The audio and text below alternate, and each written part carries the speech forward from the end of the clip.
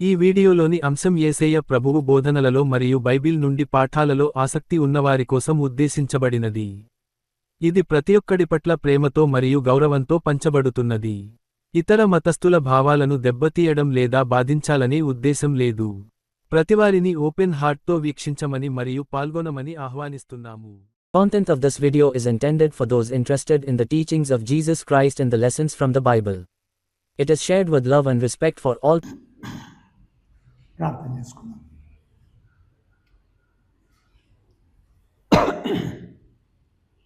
దయాకనికరంగా మా ప్రభువు తండ్రి, నీ అత్యున్నతమైన ప్రేమకై స్తోత్రం చెల్లిస్తుంటున్నాము నాయన. బేతేలుకు ఆరాధనకు చేర్పించి నిన్ను మహిమపరచగలిగితిని. మా తండ్రి వచ్చిన ప్రతి ఒక్కరిని బట్టి నిన్ను కనపరుస్తున్నాము. రాలేనటువంటి వారిని కనికరించుకొని మరొకసారి తరుణం దయచేసి వేడుకొంచుంటున్నాము. ప్రకటింపబడిన రీతిగా మా ప్రభువా, ప్రతి విషయంలో నీ ఆదరణ, నీ సహాయం దయచేసి మహిమ పొందమని ఈ సమయంలో ప్రభువా, నీ మాటలు వాక్య పరిచర్యగా మేము వినవలని ఆశిస్తుంటుండగా నీవే నడిపించి ఘనత మహిమలు పొందమని మా ప్రభువైన యేసుక్రీస్తు పేరట బ్రతిమాలి వేడుకొంచుంటున్నాము తండ్రి.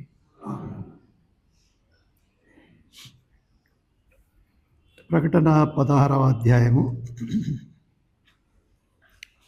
ప్రకటన 16వ అధ్యాయము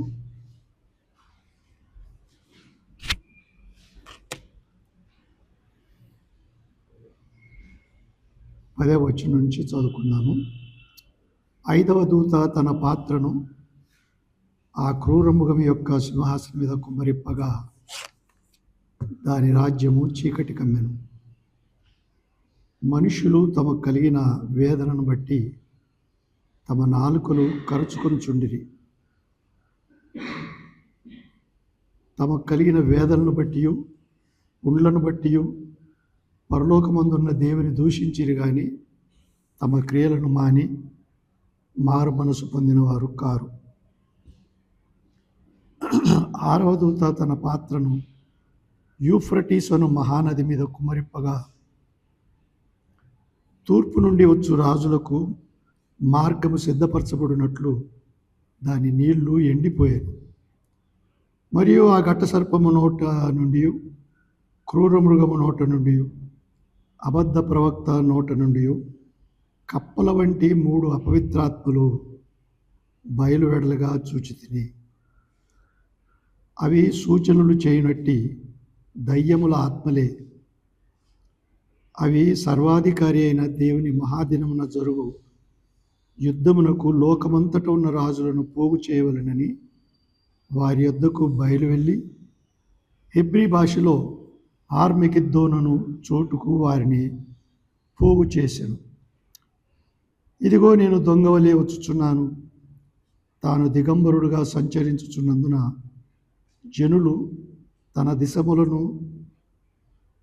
దిశములను చూతురేమో అని మెలకువగా ఉండి తన వస్త్రము కాపాడుకొనివాడు ధన్యుడు. 7వ దూత తన పాత్రను వాయుమండలం మీద కొమ్మరిప్పగా సమాప్తమైనదని చెప్పుచున్న ఒక గొప్ప స్వరము గర్భాలయంలో ఉన్న సింహాసనం నుండి వచ్చెను. అప్పుడు మెరుపులను, ధ్వనులను, ఉరుములను పుట్టెను. పెద్ద భూకంపమును కలిగెను. మనుష్యులు భూమి మీద పుట్టినది మొదలుకొని అట్టి మహాభూకంపము కలగలేదు. అది అంత గొప్పది. ప్రసిద్ధమైన మహాపట్టణము 3 భాగములాయెను. అన్యజనుల పట్టణములు కూలిపోయాను. తన తీక్ష్ణమైన ఉగ్రతయను మధ్యము గల పాత్రను మహాబబులోనుకు ఇయ్యవలనని దానిని దేవుని సముఖమందు జ్ఞాపకము చేసిరి. ప్రతి ద్వీపము పారిపోయాను, పర్వతములు కనబడకపోయాను. 5 మనుగుల బరువు గల పెద్ద వడగండ్లు ఆకాశం నుండి మనుషుల మీద పడెను. ఆ వడగండ్ల దెబ్బ మిక్కిలి గొప్పదైనందున మనుషులు ఆ దెబ్బను బట్టి దేవుని దూషించిరి. మరలా క్లుప్తంగా మనం చూస్తే ఇంతవరకు మనం ఎక్కువగా వింటూ వచ్చింది 7 ముద్రలని, 7 బూరలని, ఇప్పుడు 7 ఉగ్రతా పాత్రలు అని చూస్తూ ఉన్నాం. 7 ముద్రలు విప్పబడుట ఉండుట చూచినప్పుడు మనుష్యుల చేత పాడు చేయబడిన భూమి మీద ఎలాంటి శిక్ష వస్తుందో అది ముద్రలు విప్పబడినప్పుడు తెలియపరచబడిన సంగతి అని మనం మనసులో ఉంచుకోవాలి.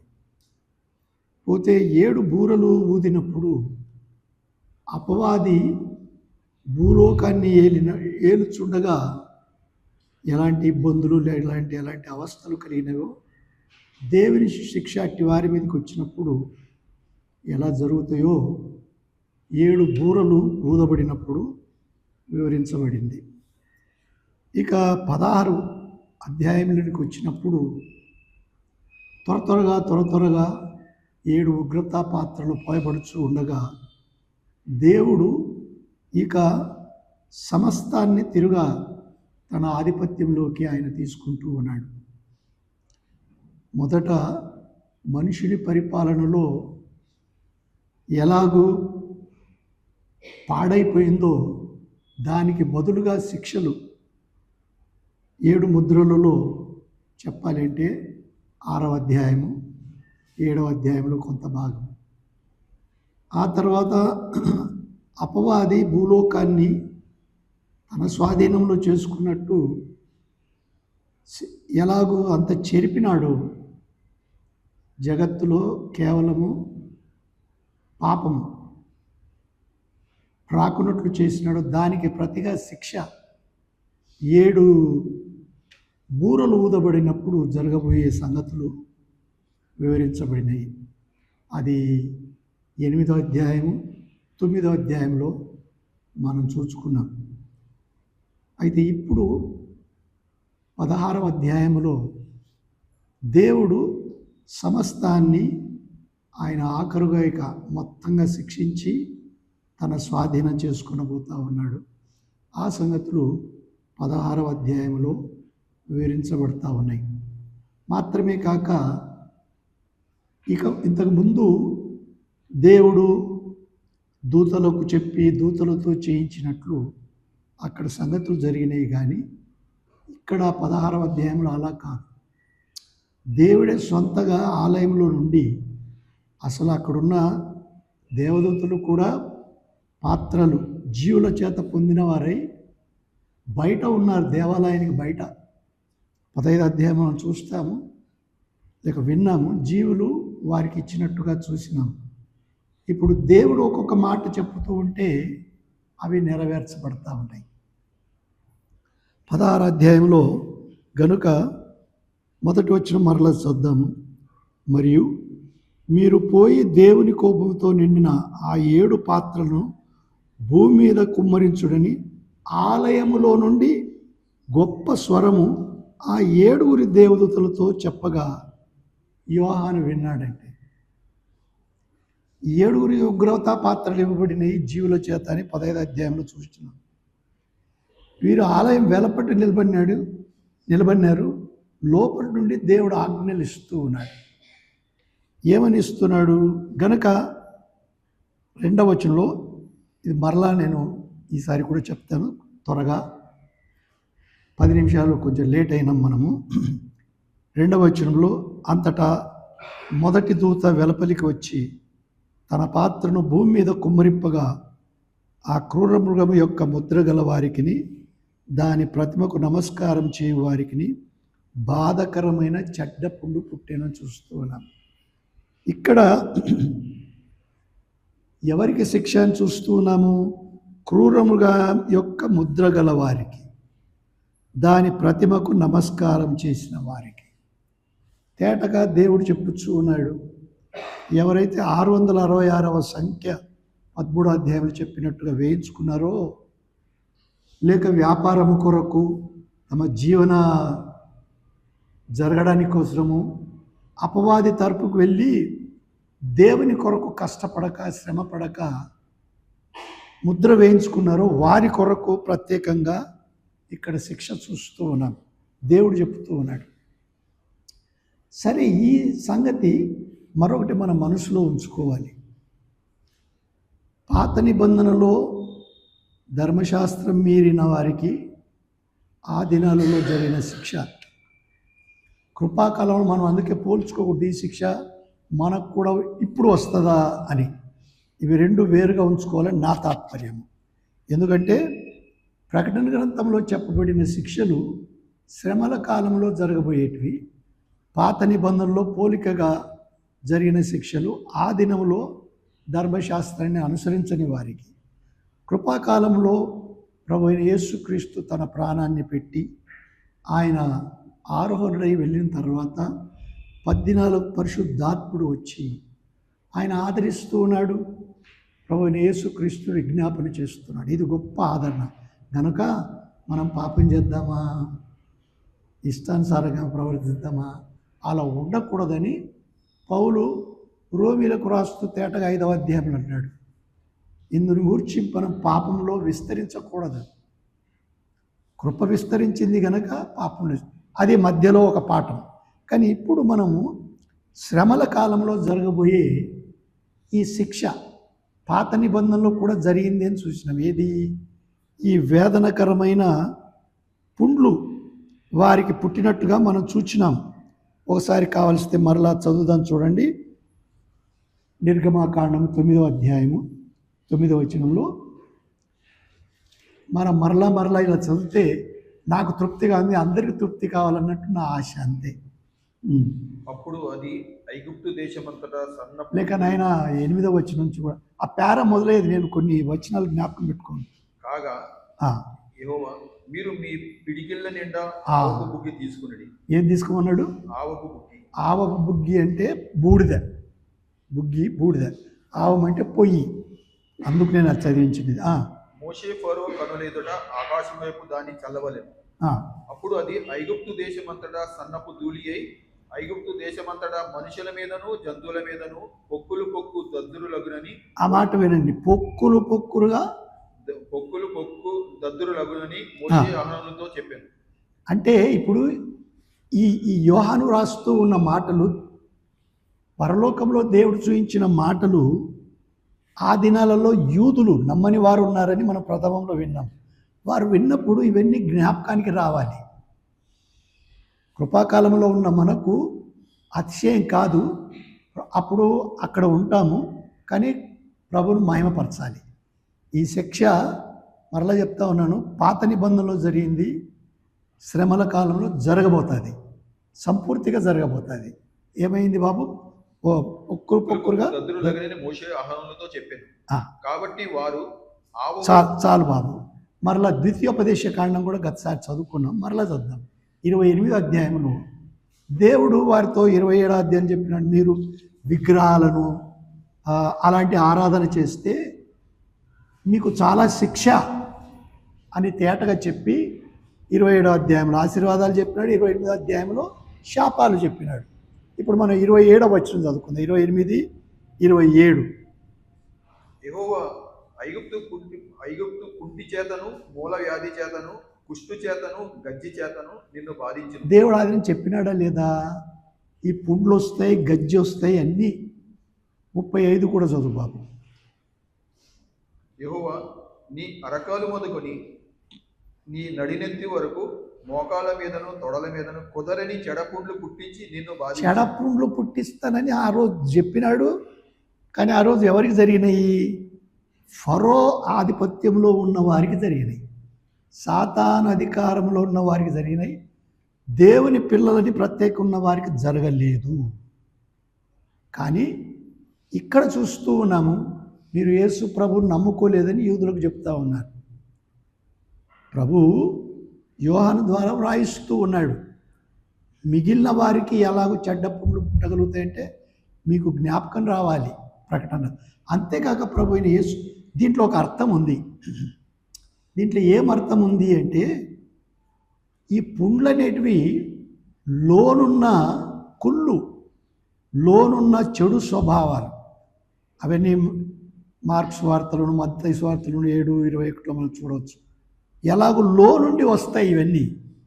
ఇప్పుడు దేవుడు లోనున్న అపరాధములు, లోనున్న పాపమును బట్టి బయటికి పుండ్లు వచ్చేలాగా చేస్తూ ఉన్నాడండి. ఇవి లోనున్న పాపము.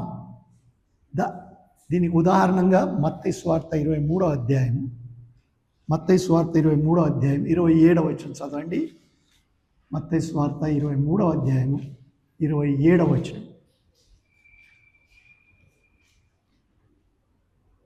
అయ్యో వేషధారులైన శాస్త్రులారా, పరిసయ్యులతో వేషధారులని ఆయన తేటగా శ్రమల గురించి చెప్తా ఉన్నాడండి. ఏమంటూ ఉన్నాడు? అయ్యో వేషధారులైన శాస్త్రులారా, పరిసయ్యులారా, మీరు సున్నము కొట్టిన సమాధులను ఎట్లున్నారు? మీరు సున్నము కొట్టిన సమాధులను పోలి ఉన్నారు.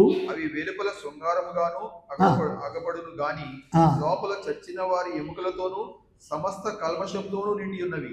కల్మషముతో మనుషులు వారికి జ్ఞాపకం చేయిస్తూ ఉన్నాడు. మీలో పాపం ఉంది, యేసుక్రీస్తును అంగీకరించని పాపం, యేసుక్రీస్తును సిలువ వేసిన పాపము, మెస్సియాగా వచ్చిన వాడిని మెస్సియాగా ఒప్పుకొనని పాపము.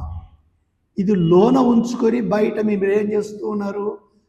ఆలయంలో మేము దేవుని ఆరాధిస్తూ ఉన్నాం అనుకున్నారు యూదులు. గనుక ఇప్పుడు ఏం చేస్తూ ఉన్నాడు? ఆ రోజు చెప్పిన రీతిగా మీరు బయట శృంగారమైన సమాధుల వల్లే కట్టుతున్నారు. నేను ఇటీవల శివరికి వెళ్ళాను సమాధులు. నా ఉద్దేశం వేరు, మరలా అనుకోవద్దు ఏదో దినాలు చేయాలి, నేను నమ్మను. కానీ నా ఉద్దేశం వేరు, కొన్ని నెరవేర్చుకోవాలి. కానీ అక్కడికి వెళ్ళినప్పుడు ఈరోజు నవంబర్ 2, ఈరోజు చాలా శృంగారంగా చేస్తారు. వాటి నిమిత్తం కాదు నేను చెప్తా ఉండేది.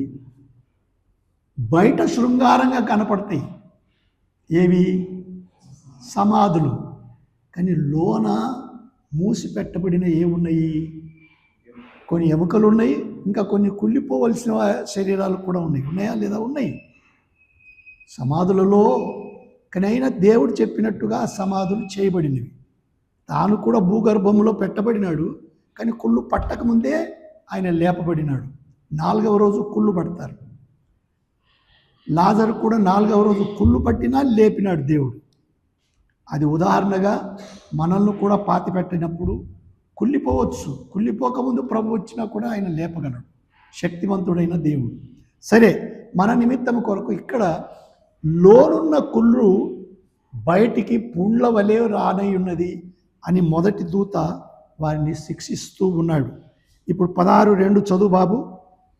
అంతటా మొదటి దూత వెలుపలికి వచ్చి తన పాత్రను భూమి మీద కుమ్మరింపగా, పాత్రను భూమి మీద కుమ్మరించాడు. ఆ క్రూర మృగము యొక్క ముద్ర గల వారికి, అప్పట్లో క్రూర మృగం యొక్క ముద్ర, ఎవరెవరైతే విగ్రహారాధన చేసినారు, యేసుక్రీస్తు ప్రభు నమ్ముకొనక ఎలాగూ ఇతర అంటే ఒక విధంగా శ్రమలను దూరంగా అవడానికి ముద్ర వేయించుకున్నారు అన్నట్టు అనుకోవచ్చు మనం. కానీ శిక్షను పొందాలి, ఎందుకంటే హెచ్చరింపబడినారు. సరే చదువు. దాని ప్రతిమకు నమస్కారం చేయు వారికి బాధకరమైన చెడ్డ పుండు పుట్టేది. సరే, 3వ వచనం. రెండవ దూత తన పాత్రను, రెండవ దూత, ఎందుకంటే ప్రభు చెప్పినాడు 7 దూతలకు మీరు వెళ్ళి చేయమని. ఇప్పుడు రెండవ దూతకి ఏమని చెప్పినాడు? తన పాత్రను సముద్రములో కుమ్మరింపగా సముద్రము పీనుగ రక్తము వంటిదాయెను. సముద్రము పీనుగ రక్తం వంటిదాయెను. ఇది ఎట్లుందండి? ఇంకా చదువు బాబు. అందువలన సముద్రములో ఉన్న జీవ జంతువులన్నీ చచ్చాను. సముద్రం ఉన్న జీవ జంతువులన్నీ చచ్చినాయని చూస్తూ ఉన్నామండి. దేవుడు సముద్రాన్ని, ఆ ఉప్పు నీరును రక్తముగా మారుస్తూ ఉన్నాడు. దానిలో ఉన్నవన్నీ చనిపోతా ఉన్నాయి. రెండవ ముద్ర కూడా విప్పినప్పుడు ఎర్ర గుర్రం మీద ఎక్కిన ఒకడు ఖడ్గము చేత పట్టుకొని యుద్ధము చేయొచ్చు రక్తాన్ని ప్రవహింపజేసినట్టుగా 6వ అధ్యాయం 3-4 వచనాలలో రెండవ ముద్ర గురించి దేవుడు వారికి చూయించినాడు. ఇప్పుడు తేటగా సంపూర్తి చేయబడ, అదే మనుషుల ఏర్పాటులో ఉన్న వారి తరపున ఆ శిక్ష. ఇప్పుడు సమస్తాన్ని దేవుడు తన వైపు త్రిప్పుకుంటూ ఉన్నాడు. ఎట్లు సముద్రములో చేపలన్నీ ఆయన ఇది చేస్తున్నాడు. అంతేకాక రెండవ బూర కూడా ఊదబడినప్పుడు చూడండి 8వ అధ్యాయము ప్రకటన గ్రంథంలో 8వ అధ్యాయంలో 8వ వచనం 4వ లేక చదువు బాబు. రెండవ దూత బూర ఊదినప్పుడు అగ్ని చేత మండుచున్న పెద్ద కొండ వంటిది ఒకటి సముద్రంలో పడవేయబడెను. అందువలన సముద్రంలో 3వ భాగం రక్తమాయెను. ఎంత భాగమైంది బాబు? 3వ భాగం రక్తమైంది. ఇప్పుడు మొత్తము రక్తమైతా ఉందండి. మొత్తము రక్తమవుతా ఉంది. సమస్త చేపలు అన్నీ చనిపోతూ ఉన్నాయని చూస్తూ ఉన్నాము. ఇది కూడా పాత నిబంధనలో జరగలేదని కాదు, జరిగింది. నిర్గమకాండం మనం చదువుకున్నాం, మరల చదువుదాం.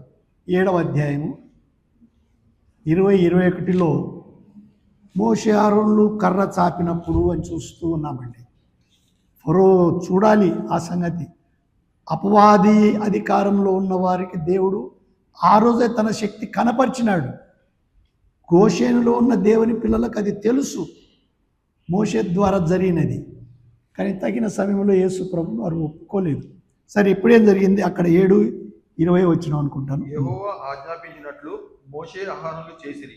అతడు ఫరో ఎదుటను అతని సేవకుల ఎదుటను తన కర్రను పైకెత్తి ఏటి నీళ్లను కొట్టగా ఏటి నీళ్ళని రక్తంగా మార్చబడింది. అక్కడ చూడండి, అక్కడ కూడా రక్తమే. అంటే ఈ మాటలన్నీ వీరికి అర్థం అవుతూ ఉన్నాయి. మనం ప్రథమంలోనే ఒకసారి జ్ఞాపకం చేసుకున్నాం. ప్రతి అధ్యాయంలో ప్రతి శిక్షలో సువార్త లేకపోలేదు. ఎవరికి బ్రతికి ఉండగా కృపాకాలంలో ఉన్న వారికి కూడా పరిశుద్ధాత్ముడు యోహాను ద్వారా భద్రపరుస్తూ, అందుకే అన్నాడండి, ఈ ఒక్క గ్రంథంలోనే అన్నాడు, ఇది వినవారికేమి చదివిన వారికేమి ధన్యులవుతారని చెప్పినాడండి ఆయన. ఎట్లా ధన్యకరం అవుతుంది? హృదయంలో తట్టినప్పుడు ఒకటి స్తుతి, రెండవది మారు మనసు పొందడం. ఇవి రెండు తేటగా ప్రభు పరిశుద్ధాత్మ చేత కృపాకాలంలో కూడా చదివిస్తూ ఉన్నాడు. సరే, ఇది నిర్గమకాండంలో కూడా చూచినాము. ఇప్పుడేమైంది? 4వ దూత 4వ వచనానికి వెళ్తాం. 16వ అధ్యాయము 4వ వచనం. 3వ దూత తన పాత్రను నదులలోను జలధారలలోను కుమ్మరింపగా అవి రక్తమాయెను. చదువు బాబు 7వ వచనం వరకు. అప్పుడు వర్తమాన భూతకాలంలో ఉండు పవిత్రుడా, పరిశుద్ధుల రక్తమును ప్రవక్తల రక్తమును వారు కార్చినందుకు తీర్పు తీర్చి వారికి రక్తము త్రాగనిచ్చిదివి. దీనికి వారు పాత్రులే. నీవు ఇలా ఉన్న తీర్పు తీర్చిదివి గనుక నీవు న్యాయవంతుడు అని జలముల దేవదూత చెప్పగా వింటిని. అందుకు అవును ప్రభువా, దేవా, సర్వాధికారి, నీ తీర్పులు సత్యములను న్యాయములనై ఉన్నవని బలిపీఠము చెప్పుడా వింటిని. ఇక్కడ మనం చూస్తూ ఉన్నామండి. ఇక్కడ కూడా ఏం జరుగుతూ ఉంది? నదులలోనూ జలధారలలోనూ అవి రక్తంగా చేయబడతా ఉన్నాయి. ఇంతవరకు మనం ఈ నిర్గమకాండం ఒక మాట, అక్కడ కూడా చేపలన్నీ చనిపోయినాయని చూస్తాం. సరే, ఇక్కడేం జరిగింది? ఇప్పుడు నదుల మీద కూడా, అంటే త్రాగే నీళ్ళు. ఇప్పుడు కిచెన్లో ఏదైనా తిప్పితే, మొర తిప్పితే నీళ్ళకు బదులుగా రక్తం వస్తే ఎట్లుంటుంది? స్నానానికి వెళ్ళినప్పుడు నీళ్ళకు బదులుగా రక్తం వస్తే ఎట్లుంటుంది? ఆశ్చర్యంగా అయిపోతుంది. కానీ ఎక్కడెక్కడ జరుగుతూ ఉంది? ఎవరికి జరుగుతూ ఉంది? ఇది ఎవరికి జరుగుతూ ఉందంటే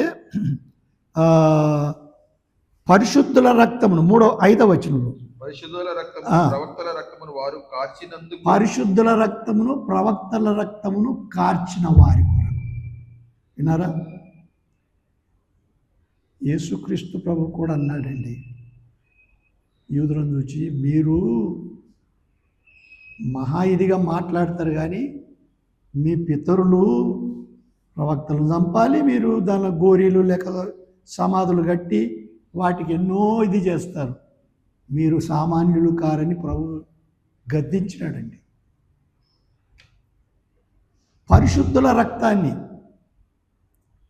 అసలు మనసే, అవన్నీ ఇప్పుడు మనకు అవసరం లేదు, కానీ రాజుల దాంట్లో కూడా ఒకసారి చదివితే విపరీతం. కనుక పాత నిబంధనలోది ఇక్కడ శ్రమల కాలంలో వారికి హెచ్చరికగా చేస్తూ ఉన్నాడు. ఏమంటూ ఉన్నాడు? పరిశుద్ధ రక్తమును ప్రవక్తల రక్తమును కార్చిన వారు. అంతేకాక ఒకటి మనం చూచినాం, ఏంటి? జలముల దేవదూత అంటే జనముల దేవదూత. ఇంకోటి బలిపీఠం నుండి చెప్పుట వింటిని. బలిపీఠం ఎందుకు చెప్పబడతా ఉంది? మనం 6వ అధ్యాయంలో చదువుకున్నాం. బలిపీఠం క్రింద ఎవరి ఆత్మలు ఉన్నాయి? శ్రమల కాలంలో చంపబడిన వారి ఆత్మలు. ఎవరు వీరు?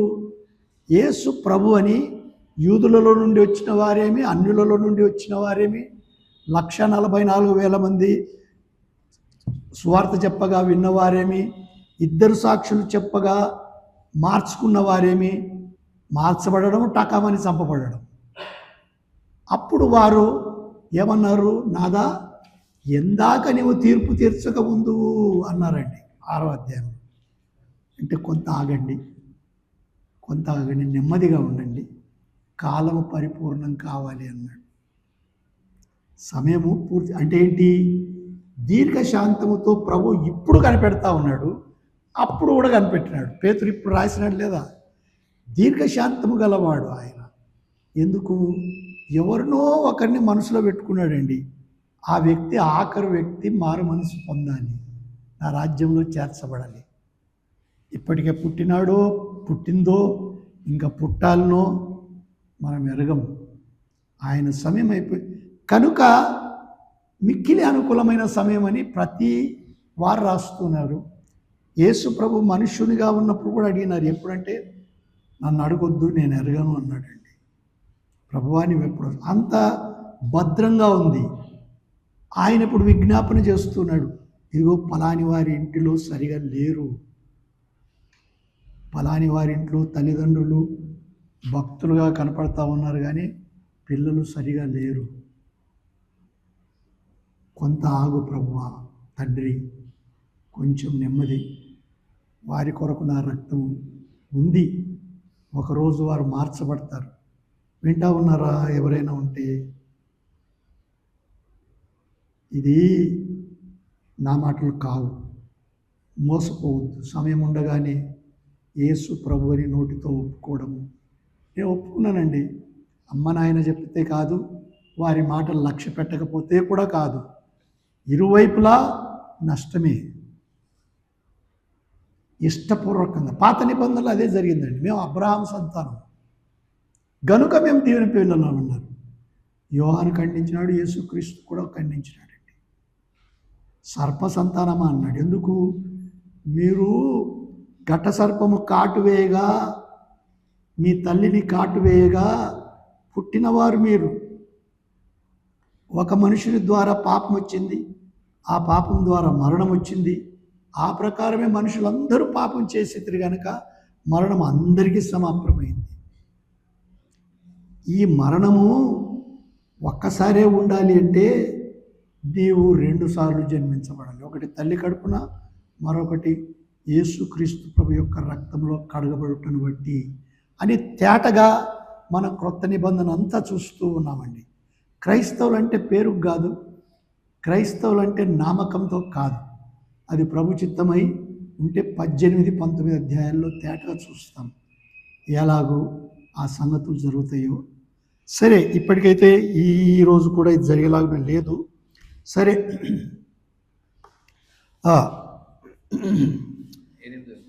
6వ వచనం చదువు బాబు. ఇక్కడ ఏమవుతున్నదంటే ఆ బలిపీఠము ఇప్పుడు అంటా ఉంది. ఏమని? బలిపీఠము ఏమంటూ ఉన్నది? 7వ వచనం. అందుకు అవును ప్రభువా, అవును ప్రభువా, దేవా సర్వాధికారి, దేవా సర్వాధికారి, నీ తీర్పులు సత్యములను న్యాయములున్నై ఉన్నవి. బలిపీఠం చెప్పుట వింటిని. ఎట్లా న్యాయమైంది? ఎవరెవరైతే శ్రమల కాలంలో కూడా చంపిన వారు, కృపాకాలంలో చంపబడినప్పుడు స్టెఫను ప్రార్థన చేసినాడు, తండ్రి ఈ నేరం వీరి మీద మోపకుము అని. యేసు ప్రభు అన్నాడు, అవును, అది ఎంత మంచి ప్రార్థన అంటారు. పౌలు మార్చబడినాడండి. అగ్రిప్పరాజా, నేను హంతకుణ్ణి అన్నాడండి. ఎందుకు? రాళ్లతో చంపబడుతూ ఉన్న స్టెఫనుకు నేను సాక్షిగా ఏంట్రా ఇంకొక రాయి. అందుకే పరుల పాపంలో జోలికి పోకూడదనేది మనం బ్రతుకుచ్చు ఉండగా ఎక్కువగా నేర్చుకుంటూ వెళ్ళాలి. సరే, ఆ దినం స్టెఫను ప్రార్థన మంచిదయింది. ఇప్పుడు బలిపీఠం కింద ఉన్న ప్రార్థన ఏమవుతా ఉంది? వీరందరికీ ఇప్పుడు న్యాయం తీర్చబడుతుంది. ఇప్పుడు కృప లేదు, శిక్షనే ఉంది. అయినా దేవుడు 1,44,000 మంది మనం చూసినాం. ఎలాగూ 7వ అధ్యాయంలో, ఆ తర్వాత 10వ అధ్యాయంలో మధ్యలో దేవుడు కొంత అదే విన్నాం కదా, బస్ స్టాప్ లాగునా లేకపోతే ఒక రైల్వే స్టేషన్ లాగునా ఆపి మరలా ప్రకటిస్తూ ఉన్నాడండి. సరే, అట్లా కూడా వినని వారిని ఇప్పుడు ఏం చేస్తూ ఉన్నాడు? వారిని సమ్మరిస్తూ ఉండగా బలిపీఠం, దేవా నీవు రైట్, నీవు న్యాయమైన వాడు, నీవి సత్యమైనవి అంటూ ఉన్నారండి. ఇప్పుడు మనం అనుకోవచ్చు, అరే ఏం మనకు అధికారులు ఉన్నారు, వీళ్ళు చావకూడదని అందరూ అనుకుంటారండి. వద్దు. పరిశుద్ధాత్మ రోమిలకు రాస్తుంటాడు, ఈ అధికారులు దేవుని చేతనే ఉంచబడినారు. నెబుకద్నెజరు కూడా మహాదుర్మార్గుడు.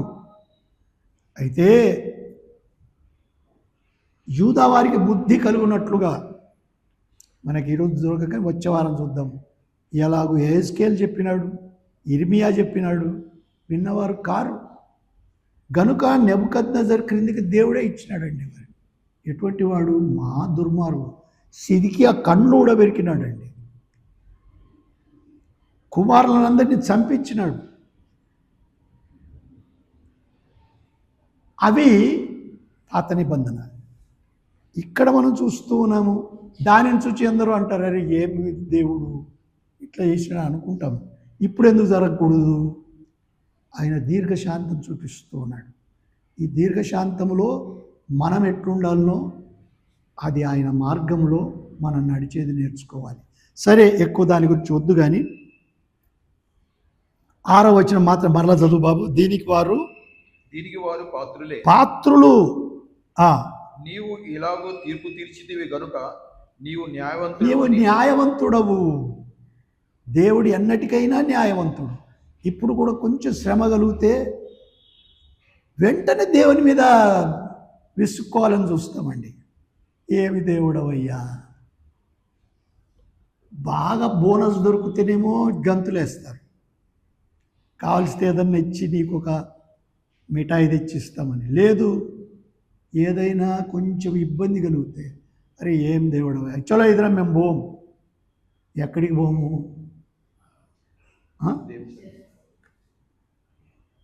మేము పోము, ఈరోజు మాకు మనసు బాగలేదయ్యా. నీ మనసు ఏ పాటిది? దేవుని కృప ఏ పాటిది? వద్దు మనసా బుద్ధి కురాసా అన్నారు. మనము చిన్న చేసుకోకూడదు. దేవునితో పోటీ పడినట్టే నాకు ఈ ఇబ్బంది కనుక ఇది నీకు కొంచెం దూరంగా ఉంటాను. అరే నువ్వు కడగా ఉండడానికి ఏం అవసరం ఉంది? ఎక్కడున్నా ఆయన ఆశ్రయంలోకి ప్రతి ఒక్కరు. మోషే అన్నాడు, నీవే నా ఆశ్రయం. దావీదు అన్నాడు, నీవే నా దుర్గము, నేను ఎక్కడికి పోగలను? ఆ బుద్ధి ఉందా మనకు? అంటే నాకు మనకు. సరే, ఇట్లా అయిన తర్వాత ఇప్పుడు 8వ వచనం చదువు బాబు. 16వ అధ్యాయం 8వ వచనం. 4వ దూత తన పాత్రను సూర్యుని మీద కుమ్మరింపగా, ఇప్పుడు సూర్యుని మీద కుమ్మరిస్తూ ఉన్న దూతను చూస్తూ ఉన్నాను. సూర్యుని మీద మనుషులను అగ్నితో కాల్చుటకు సూర్యునికి అధికారం ఇవ్వబడింది. ఆ మాట చూడండి. ఆ మాట కోట్ల సంవత్సరాలుగా నేను ఇటీవల నెహ్రూ ప్లానెటోరియానికి పిల్లల్ని తీసుకుని వెళ్ళినప్పుడు అక్కడ చూసి వాళ్ళు చెప్తా ఉన్నారు. అంటే సైన్స్ ప్రకారం ఎలాగో సూర్యుడిని లేక సూర్యుడు ఉన్నాడు, ఇంకా ఎన్ని రోజులు ఉంటాడు, వారి లెక్కలు వేరు, ప్రభు యొక్క చిత్తము వేరు. సూర్యుని దేవుడు చేసినాడు, గ్రహాలను ఎలా చేసినాడు. సరే, అది కాదు మన విషయం. కానీ సూర్యుని మీద ఉగ్రత కుమ్మరిస్తూ ఉన్నాడు. సూర్యుడు ఈరోజు ఏం చేస్తూ ఉన్నాడు? మేలే కలుగుతూ ఉంది. గతసారి మనం చదివిన మత్తయి సువార్త అయినా చదవండి, 5వ అధ్యాయము 45వ వచనంలో నీతిమంతుల మీద అనీతిమంతుల మీద సూర్యుడు ఉదయిస్తూ ఉన్నాడు. మీ కనపడుతా ఆయన చెడ్డవారి మీదను మంచివారి మీదను చెడ్డవారి మీదను మంచివారి మీదను తన సూర్యుని ఉదయింపజేసి నీతిమంతుల మీదను అనీతిమంతుల మీదను వర్షం కురిపిస్తున్నాడు. అది దేవుని కృప అండి. ఈరోజు ఎంతగా సేద్యం చేసి తవ్వి నాటినా కానీ సూర్యరశ్మి కావాలి. పచ్చగా ఆకులు కావాలంటే సూర్యరశ్మి కావాలి. ప్రతిదీ అవన్నీ మనకు అవసరం లేదు, కానీ ప్రతిదీ సూర్యరశ్మితో కొన్ని ఫలాలు తయారవుతూ ఉన్నాయి. దాన్ని ఏమంటారు? ఫోటోసింథసిసా? అది అవసరం లేదు, సరే విడిచిపెడదాము. సరే, ఇట్లు జరుగుతూ ఉండగా ఇప్పుడు ఏం చేస్తూ ఉన్నాడు దేవుడు? సూర్యునికి అధికారం లేక సూర్యుని మీద అగ్నితో కాల్చుటకు సూర్యుని, మరలా చదువు, సూర్యుని మీద కుమ్మరింపగా మనుష్యులను కాల్చుటకు సూర్యునికి అధికారం ఇవ్వబడింది. ఆ మాట వినండి, మనుష్యులను కాల్చుట. దేవుడు ముందే చెప్పినాడు ఇలా జరుగుతుంది. మరలా మనం చూసినప్పుడు పాత నిబంధనలు జరిగినాయి. యెషయా గ్రంథము 26వ అధ్యాయం 4వ వచనం అనుకుంటాను. చూడు బాబు, 26:4లో యెహోవాయే నిత్యాశయ దుర్గము, యుగములు యెహోవాను నమ్ముకున్నది. 24:6 వచనమేనా?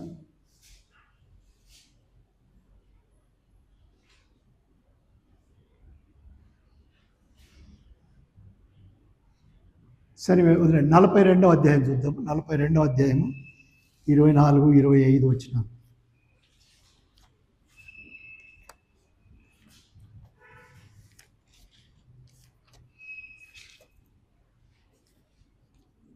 దొరికిందా? యెహోవాకు విరోధంగా పాపం చేసింది, వారు ఆయన మార్గములలో నడవకపోయి ఆయన ఉపదేశమును వారు అంగీకరించకపోయి యాకోబును దోచుకునిగా అప్పగించిన వాడు, దోచుకుని వారికి ఇశ్రాయేలు అప్పగించిన వాడు యెహోవాయే కదా. కావున ఆయన వాని మీద తన కోప అగ్ని అని చూస్తూ ఉన్నాం. సరే, నేను 24వ అధ్యాయంలో 6వ వచనం అన్నా కదా, అక్కడ కూడా ఉంది. శాపము దేశమును నాశనం చేయుచున్నది, దాని నివాసులు శిక్షకు పాత్రులైరి, దేశ నివాసులు కాలిపోయిరి. 24వ అధ్యాయము 6వ వచనంలో మధ్య భాగంలో ఉంది. కాలిపోవుట, ఇది ఆశ్చర్యంగా ఉందండి. అంతేకాదు, నేను అనుకుంటాను ఇంకా, కానీ సరే అది తిప్పనక్కర్లేదు.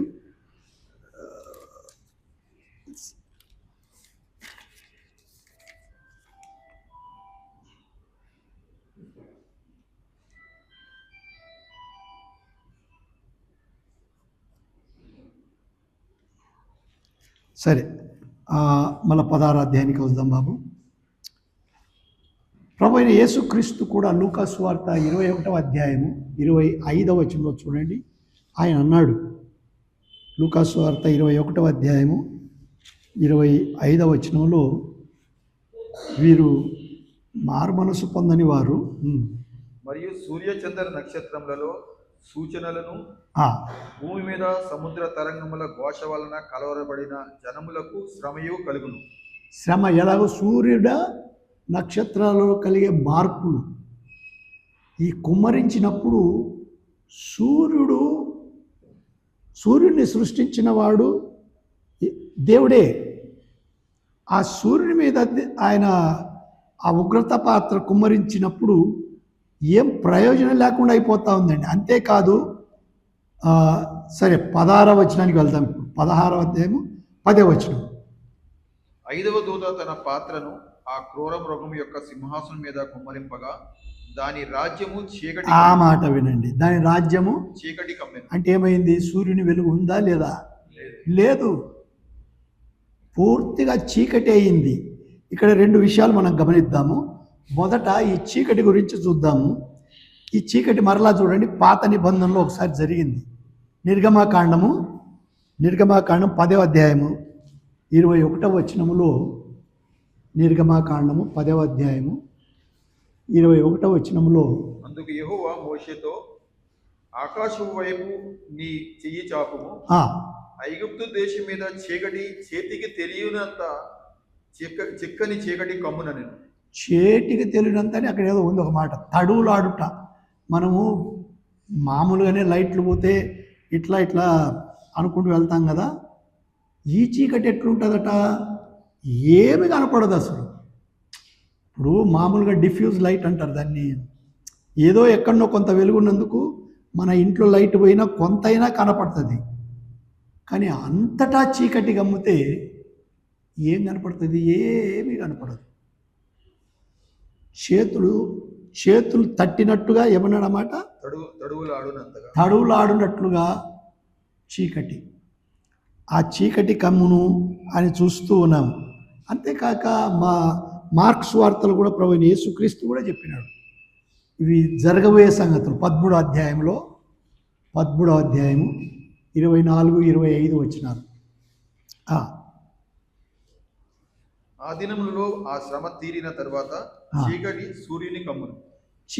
సూర్యుని కమ్మును, చంద్రుడు తన కాంతిని ఇయ్యడు, చంద్రుడు కాంతిని ఇవ్వడు. యేసుక్రీస్తు ప్రభు చెప్పినాడండి ఇవి.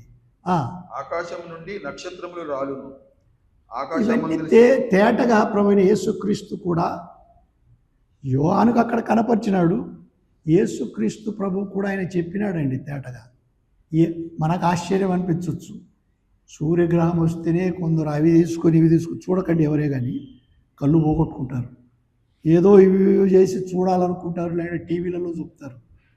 గ్రహాలు అంటే చంద్రుడు అడ్డం వస్తేనే అంతగా చూస్తారు. కానీ దేవుడే సూర్య కాంతిని ఆపితే ఏం చేయగలము? ఇప్పుడు మరలా 16వ అధ్యాయము 10వ వచనం చదువు బాబు. 5వ దూత తన పాత్రను ఆ క్రూర మృగం యొక్క సింహాసనం మీద కుమ్మరింపగా దాని రాజ్యము చీకటి కమ్మెను. ఎక్కడ కుమ్మరింపబడింది బాబు? సింహాసనం మీద. క్రూర మృగం యొక్క సింహాసనం. క్రూర మృగం అంటే క్రీస్తు విరోధి లేక సాతాను అని చెప్తాం. మనం ఇంతకు ముందు కూడా చదువుకున్నాం. ఈ 7 సంఘాలలో పెర్గము 3వ సంఘం చూడండి, ప్రకటన గ్రంథంలోనే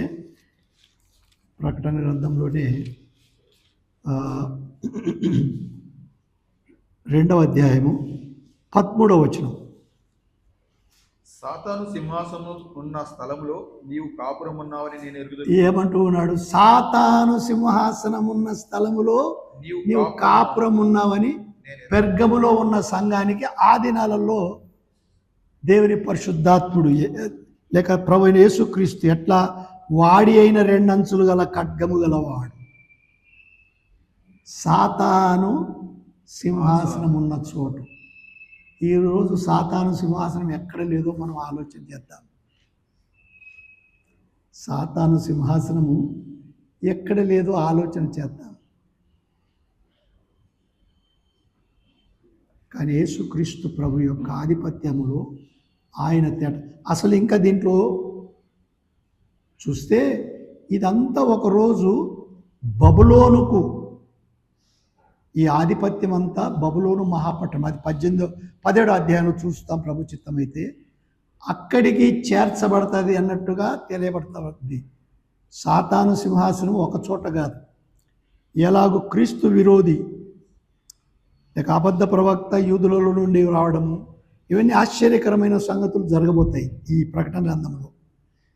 ఇక్కడ చూసినప్పుడు ఇప్పుడు సాతాను సింహాసనం ఎక్కడ ఉందో అక్కడ యుద్ధము జరగాలి.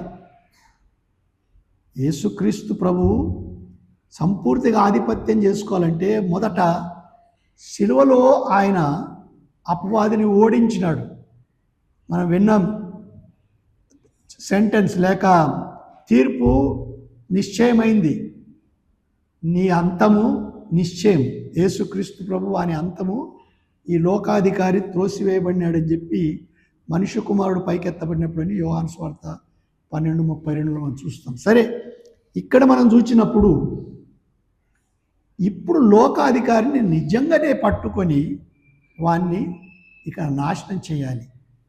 అదే రెండవ రాకడ 19వ అధ్యాయంలో 11వ వచనం నుండి మనం చూడగలుగుతాం దాన్ని. అది తర్వాత చూద్దాం.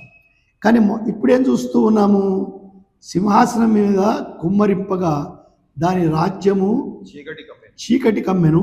మనుషులు తమకు కలిగిన వేదనను బట్టి తమ నాలుకలు కరుచుకుంటూ ఉంటారట.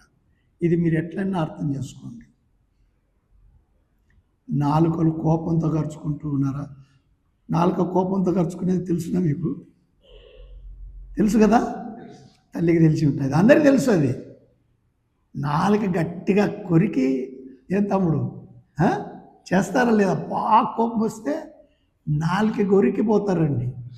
వీళ్ళు ఏం చేస్తూ ఉన్నారు? నాలుకలు గరుకుతూ ఉన్నారట. కొరికి ఏం చేస్తూ ఉన్నారు? 11వ వచ్చిన చదువునైనా తమకు కలిగిన వేదనను బట్టి పుండ్లను బట్టి పరలోకమందున దేవుని ఇప్పుడు అర్థమైంది. నాలుక కొరికి ఏం చేస్తూ ఉన్నారో, నాలుకను కొరికి బుద్ధిని మార్చుకోవడం లేదు. అప్పుడైనా కానీ దేవుని దూషిస్తూ ఉన్నారు. అర్థమైంది ఆ సంబంధము?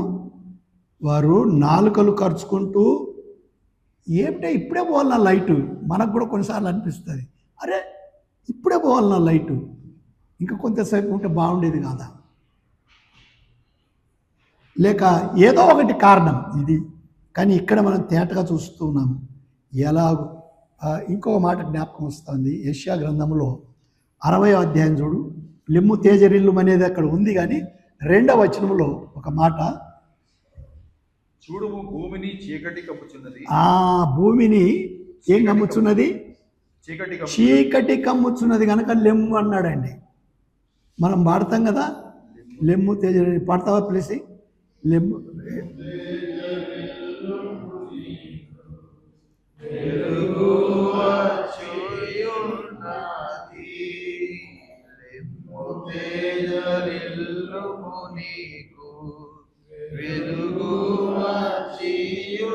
చాలు బాబు.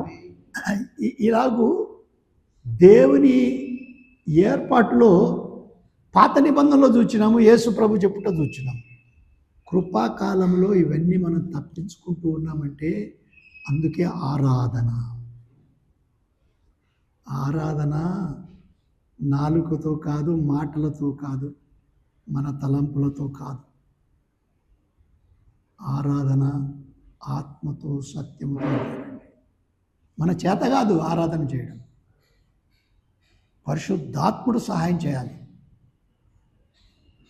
పరిశుద్ధాత్ముడు సహాయం చేయడం కాదు, సత్యముతో వెదకి వెదకి వెదకి వెదకి వెదకి వెదకి సత్యము రావాలండి.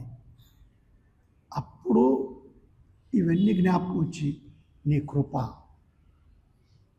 అది పౌలు జ్ఞాపకం చేసుకున్నాడండి. సరే, ఇప్పుడు మనం వారికి ఏమేమి వచ్చినాయట? తమకు కలిగిన వేదనలు, పుండ్లు, ఇవన్నీ కలిగినాయని చీకటి కమ్మింది. ఇంకొక మాట చదువుకుందాం. యోహేలు రాసిన గ్రంథంలో, యోహేలు గ్రంథం 2వ అధ్యాయం 2వ వచనం చదువు బాబు.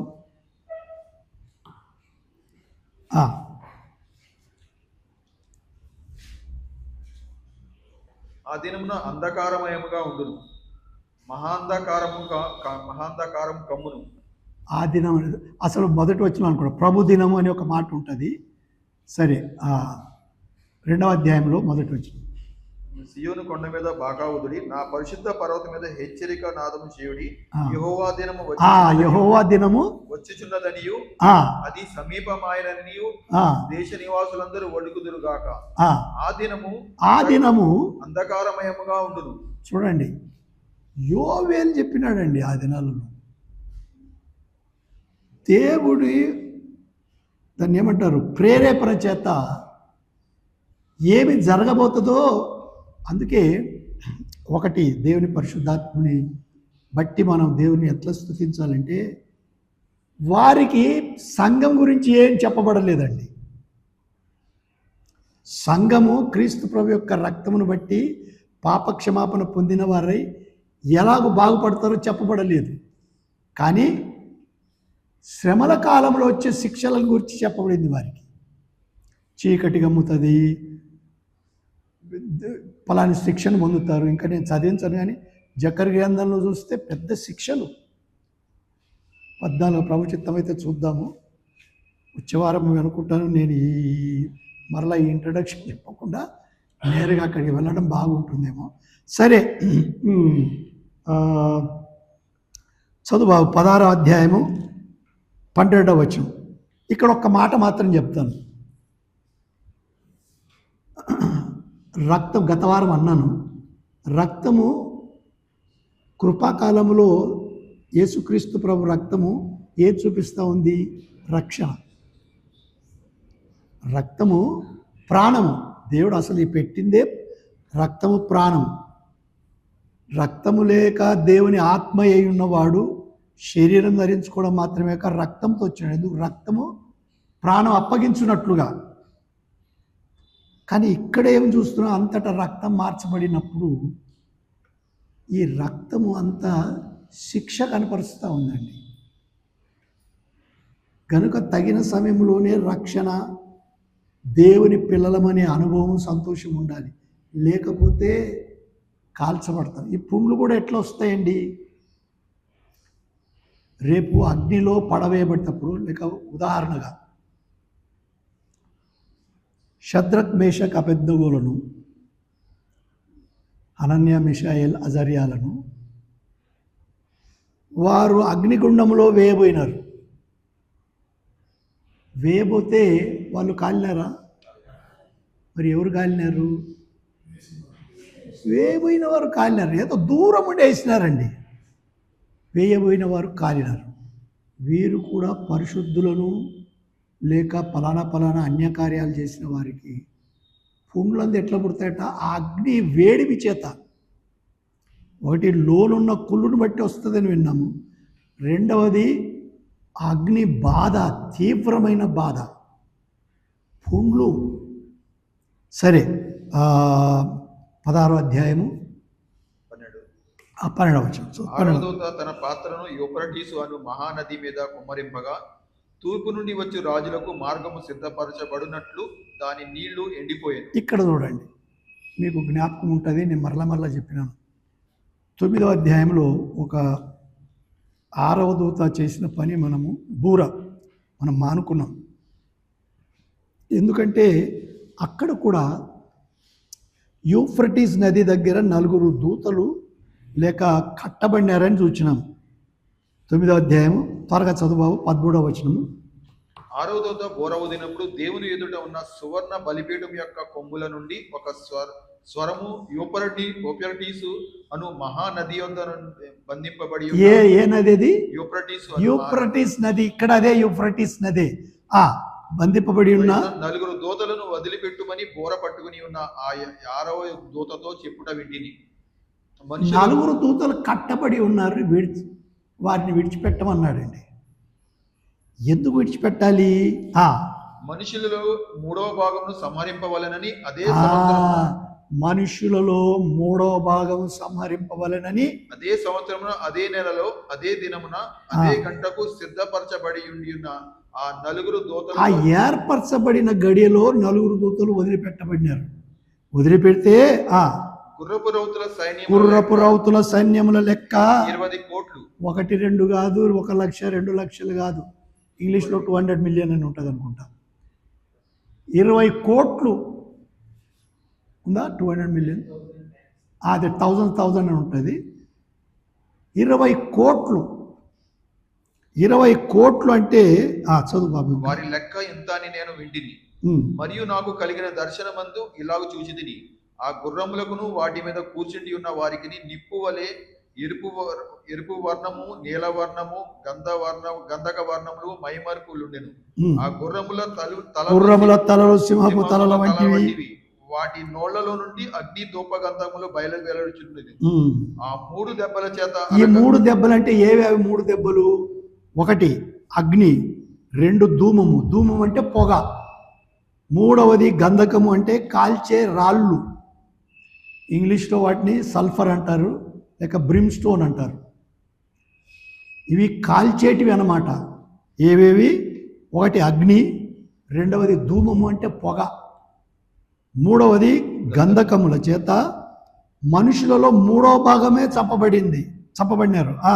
ఈ 3 దెబ్బల చేత అనగా వీటి నోళ్లలో నుండి బయలువెడుచున్న అగ్ని దోమ గంధకముల చేత మనుషులలో 3వ భాగం చంపబడింది. ఈ గుర్రముల బలము వాటి నోళ్ళయందును వాటి తోకల యందును ఉన్నది. ఈ నలుగురు వచ్చి ప్రయాణం చేసి 20 ఎంతమంది గుర్ర ప్రవృత్తులు 20 కోట్లు అని చూస్తూ ఉన్నాము. ఈ గుర్రాలలో కూడా బలములు ఉన్నాయటండి. ఇవి ఎట్లా అనిపిస్తున్నదంటే ముందు ఏవి బాబావి మర్చిపోతా ఉన్నాను. మిగ్ అని మిగ్ అయినాక ఇప్పుడు ఏది కొత్తగా వచ్చింది? సరే, బ్రహ్మోస్. ఇవన్నిట్లో ఇట్లా కూర్చున్న పైలట్ ఉంటాడు, కానీ వాటికి లేనిపోని బలమైన బాంబులు ఉంటాయి కదా. ఈ బాంబులతో ఎంతో దూరం పోయి కొడతారు. అట్లా ఇక్కడ కూడా ఉందండి. వీళ్ళు ఏం చేస్తూ ఉన్నారు? వాటి నోళ్ళ ఎందును వాటి తోకల ఎందును బలం ఉంది. ఎందుకనగా వాటి తోకలు పాముల వలె ఉండి తలలు కలిగినైనందున వాటి చేత అవి హాని చేయను. ఈ దెబ్బల చేత చావక మిగిలిన జనులు దయ్యములను చూడను, వినను, నడువను, శక్తి లేనివై బంగారు, వెండి. ఇక్కడ కూడా చూస్తూ ఉన్నామండి. ఎవరైనా బ్రతికితే ఆ బ్రతికిన వారు ఏం చేస్తున్నారట? దయ్యములను చూడను, వినను, నడువను, శక్తి లేనివై బంగారు, వెండి, కంచు, రాయి, కర్రలతో చేయబడిన తమ హస్తకృతములైన విగ్రహములను పూజింపకుండా విడిచిపెట్టినారు అని ఉందా? విడిచిపెట్టినట్లు మారు మనస్సు పొందలేదు. శ్రమల కాలంలో మారు మనస్సు ఇవంతా చదివితే సులభము కాదు. ఎందుకంటే చపక్కన ఒకరు కొడితే ఎవరు అనుకుంటారు? ఈ కొట్టినది నాకు మేలు అనుకుంటారు. అరే, తల్లి కొడితేనే కొడుకు ఇష్టం లేదు. నాలాంటి బుద్ధిహీనుడు ఏమైనా కొడితే ఎవరికైనా నచ్చుతుందా? నచ్చదు. తేటగా చెప్తా ఉన్నా, నచ్చదు. సో తేటగా ఇక్కడ చూస్తున్న ఎవ్వరు కూడా వారు ఏమని చూస్తున్నాము? విగ్రహములను పూజ విడిచిపెట్టునట్లు మారు మనసు పొందలేదు. మరియు తాము చేయుచున్న నరహత్యలను, మాయామంత్రములను, జార చోరత్వములను చేయకుండానట్లు వారు చేసే తప్పులను కూడా మానుకోలేదండి. సరే, ఇప్పుడు మరలా 16వ అధ్యాయంలోకి వస్తాము. నా టైం కూడా అయిపోతూ ఉంది. 16వ అధ్యాయంలో ఈ యూఫ్రటీస్ నది మనం విన్నాం కదా. అంత జనము రావాలి అంటే యూఫ్రటీస్ నది ఇంచుమించు ఇప్పుడు కూడా 1800 మైళ్ళ పొడవు. అది ఎన్ని మైళ్ళు? 1800 మైళ్ళు. ఈ 1800 మైళ్ళదే కాక తూర్పు మన అబ్రాహాం తాత కూడా అక్కడి నుండి వచ్చినవాడు, అటువైపు నుండి. తూర్పు ఇటువైపు యెరూషలేము ఉంది. తూర్పు నుండి పడమటికి రావాలి.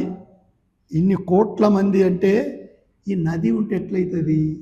అది నది ఎండాలి. దేవుని ఏర్పాట్లు ఇది దీనికి అర్థం కావు. ఆ రోజు ఆయన రాసి పెట్టినాడు కనుక, పరిశుద్ధాత్ముడు సాయం చేస్తాడు కనుక కొంతైనా అర్థం అవుతా ఉంది. ఏంటి? ఎందుకు ఆ నది ఎండిపోవలసి వచ్చింది? 20 కోట్ల మంది రావాలి, యుద్ధం జరగాలి, శత్రువులు చంపబడాలి. ఇది ఎక్కడ ఉంది? ఆర్మగెద్దోన్ అనే చోటు. ఇది 100 మైళ్ళ దూరం యెరూషలేములో ఒక లోయ, పెద్ద లోయ. పైనుంచి గలిలయ సముద్రం నుంచి మృత సముద్రం వరకు పెద్ద లోయ ఏర్పడాలి. ఇది చూస్తా ఉన్నాం. ఇప్పుడు చదువు బాబు ఈ మాటల ప్రకారం 12వ వచనం. 6వ దూత తన పాత్రను యూఫ్రటీసు అను మహానది మీద కుమ్మరింపగా తూర్పు నుండి వచ్చు రాజులు, అంటే యూఫ్రటీస్ నది అటువైపు నుండి వచ్చే రాజులు మార్గము సిద్ధపరచబడినట్లు దాని నీళ్లు ఎండిపోయాయి. దేవుడే కొన్నిసార్లు సమకూరుస్తున్నాడండి యుద్ధానికి. సరే రండి, ఇంకా చదువు బాబు. ఆ ఘట సర్పము నోట నుండి, క్రూర మృగము నోట నుండి, అబద్ధ ప్రవక్త నోట నుండి, కప్పల వంటి 3 ఇక్కడ దేవుడు సంకల్పించి ఏర్పరుస్తే ఇక్కడ ఎవరెవరి పేర్లు చూస్తూ ఉన్నాము? ఘట సర్పము, క్రూర మృగము, అబద్ధ ప్రవక్త. ఈ ముగ్గురి నోట నుండి ఏమొస్తున్నాయట? కప్పల వంటి 3 అపవిత్రాత్మలు అపవిత్రాత్మలు వస్తే క్లుప్తంగా ఆ తర్వాత మరల చదువు. కానీ వీళ్ళు ఏం చేస్తూ ఉన్నారు? ఈ అపవిత్రాత్మలు, ఏ రాజా రారాబాయ్ యెరూషలేము మీదకి పోదాం, ఏ నూరా యెరూషలేము మీదకి పోదాం, నూరా అందరినీ ప్రోత్సహిస్తూ ఉన్నారు. ఇప్పుడు చదువు. అవి సూచనలు చేయనట్టి దయ్యముల ఆత్మలే. అవి సర్వాధికారి అయిన దేవుని మహాదినమున జరుగు యుద్ధమునకు లోకమంతట ఉన్న రాజులను పోగు చేయవలనని వారి యొద్ద కంటే ఆ రాజుల యొద్దకు వెళ్ళి హెబ్రీ భాషలో హార్ మెగిద్దోనను చోటుకు వారిని పోగు చేశారు. ఎవరు? ఈ 3 అపవిత్రాత్మలు. ఈ 3 అపవిత్రాత్మలు ఎవరు? ఘట సర్పము, క్రూరముఖము, అబద్ధ ప్రవక్త నోట నుండి వచ్చిన కప్పల వంటి 3 అపవిత్రాత్మలు దయ్యాలే. ఈ దయ్యాలు రాజులను ఆక్రమించుకుని, రాండి యుద్ధానికి. అరే ఎక్కడికి? అరే రాండి భయ్, మీకెందుకు అవన్నీ అని యెరూషలేము మీదకి చదువు త్వరగా వారిని పోగు చేసిను.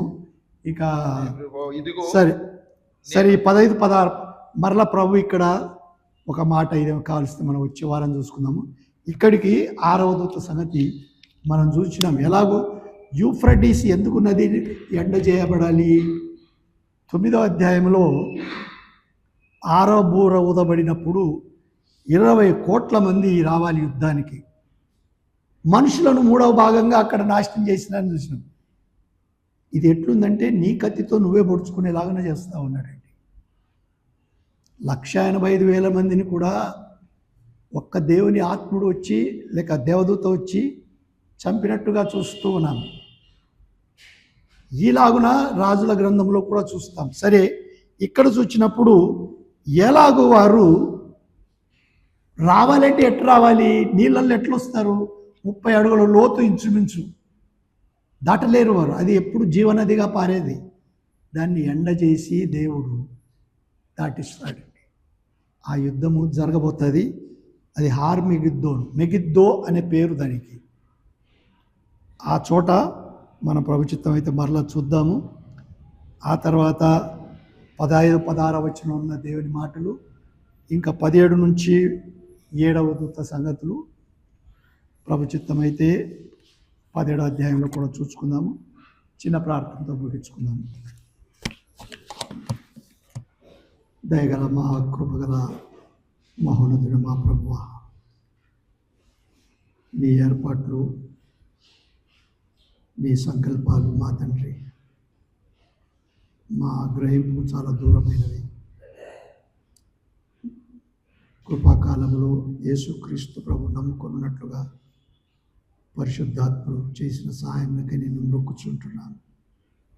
జగత్తు పునాదికి వేయబడకంటే ముందుగానే ఏర్పరచుకున్న తండ్రి, పాత నిబంధన కాలంలో ప్రవక్తలకు కూడా సంఘంలో వచ్చిన సత్యాలు మర్మంగా ఉండెను. అయితే దేవా, ప్రభు యేసుక్రీస్తుగా వచ్చి ఎలాగునైనా పౌలు ద్వారా ఇంకా అపోస్తలుల ద్వారా పరిశుద్ధాత్మ యొక్క ప్రేరేపణతో మాకు బయలుపరిచి నీ పిల్లలంగా స్వీకరించబడుటకు ఇచ్చిన ఆ నడిపింపుకై మరొకసారి జ్ఞాపకం చేసుకొని స్తుతిస్తూ ఉంటున్నాం. మరలానైనా చేరి వచ్చిన ఒక్కొక్కరిని కనికరించి ఆదరించమని విక్కి